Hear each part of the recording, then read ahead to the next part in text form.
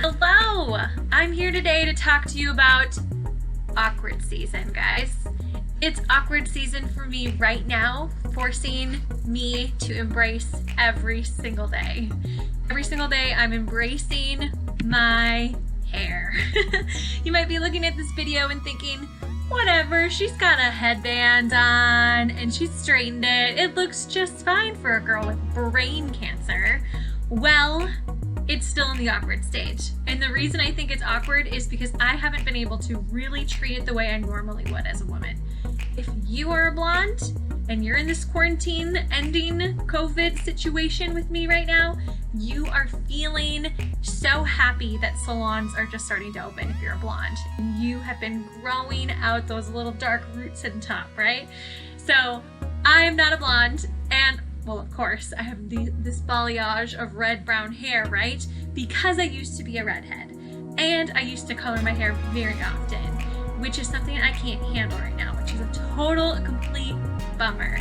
Actually, chemotherapy, since I'm going through that right now, I'm in this season still and will be for a total of 12 months, ending in November, according to my doctors. We'll have to double check that next time I'm in for an MRI. But 6 months after chemo ends is when you can actually color your hair. The chemicals in hair dye, even natural hair dye, impacts the medication in chemo, and I could lose all of my hair. So what we're gonna do is we're gonna hold on that, and I wish I would have known this sooner. So right before we started, I would have just gone one solid color for the rest of my life, like my natural hair color. But that's a-okay. Here we are in this journey, learning to be more confident, embrace hair in a new journey in a huge new way for me, right? And I'm the girl who loved hair curling, styling, half bun, half down, big buns, coloring it, bold colors, staying on top of that, right? So I love hair, and this is a big deal to me. So thanks for paying attention. Okay, now let's talk a little bit about why I'm in this awkward stage. It's not just because I have cancer, but it's because of the process that got me here to where I am today, right? So first thing that happened is we did a biopsy. So this was back in July when I first found out about having potential cancer, which we learned was brain tumor, right? Big deal. And so when they did this biopsy, I'm taking off my red headband here that's keeping in hair and lock. They cut my hair. They cut my hair to get us started so we could do a surgery. And they were not professionally trained hair cutters by any means. I'm trying to locate the short hair here. Duh.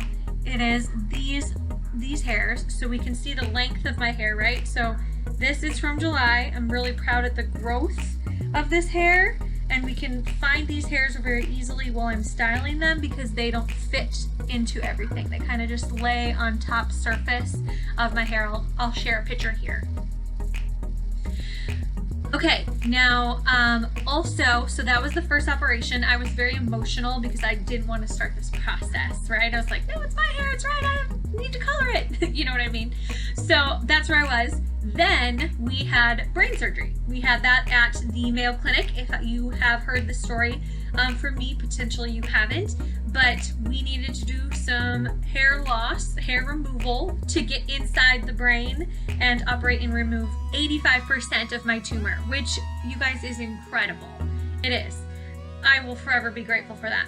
But there was a lot of hair loss for this surgery to be possible. I will include pictures of where I'm at too of this, but if you can see right here, these are the hairs from the surgery specifically. I hope you can see that. So I'm pretty impressed with the length of these hairs because it's pretty solid, right? And they're also very curly hair because in addition to the brain surgery that I had, and the layer of hair that's growing back in was my radiation treatment. So for 6.5 weeks, I had radiation in my body that was impacting my ability to heal, post-surgery, right? So we had a surgery to remove a lot, then we went in there and the radiation and chemo combo for 6.5 weeks kicks your tumors tuchus.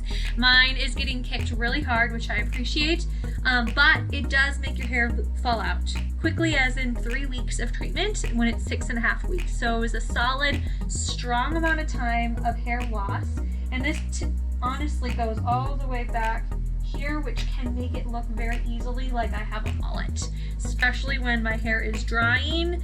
And specifically, I have a hard time styling my hair at the season my hair length is currently, because I will do a ponytail, and if you can see, I'm trying to show you, but there is curls, chemo curls, that hang out side of the ponytail and never fit in, and it takes a lot of bobby pins to do a low ponytail. I can't take it higher.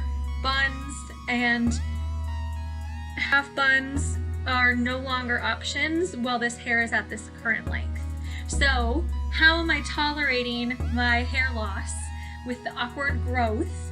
Well, you saw me wearing a headband right away as we started our call. This is my red Fierce headband to match my shirt, but I'm also depending on a ton of things. Okay, so I've got all sorts of headbands, flower headbands.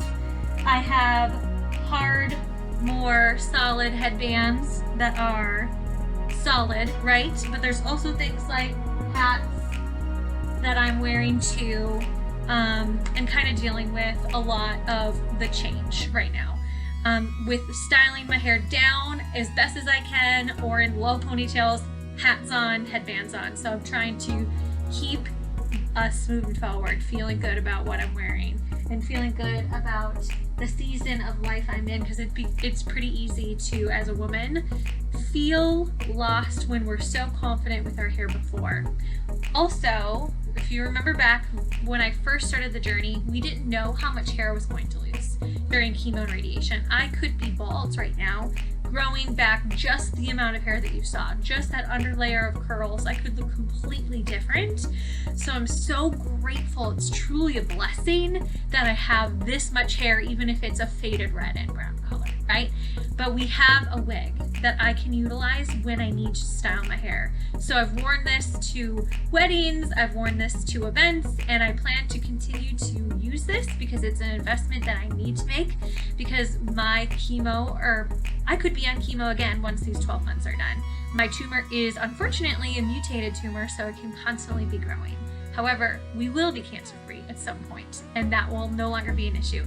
But we are gonna need this hair, and she's gonna help us dial it up. So that's pretty much what I'm doing in this awkward stage.